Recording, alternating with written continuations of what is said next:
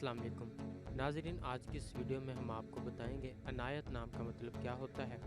Video की जानिब बढ़ने से पहले अगर आपने अभी तक हमारा चैनल सब्सक्राइब नहीं किया तो जल्दी से चैनल को सब्सक्राइब कर लें और साथ ही लगे बेल के बटन को भी लाजमी प्रेस करें।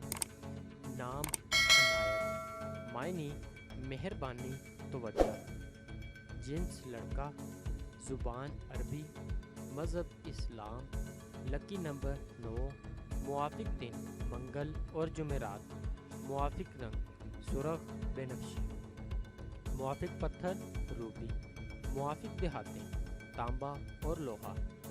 अनायत नाम का शुमार लड़कों के नामों में होता है। अनायत नाम की इब्तदाई तारीख अरबी ज़ुबान से निकलती है। अनायत नाम के अफराद के लिए खुशकिस्मत नंबर 9 माना जाता है। अनायत नाम का मतलब मेहरबानी तवज्जो की है, जबकि खुशकिस्मत दिनों में मंगल और जुमेरात शामिल है। खुशकिस्मती वाली देहातों में हिंसों के हिसाब से तांबा और लोहा शामिल है। अनायत नाम के अफराद के लिए मुआफिक रंगों में सुरख और बनफ्शी शामिल है।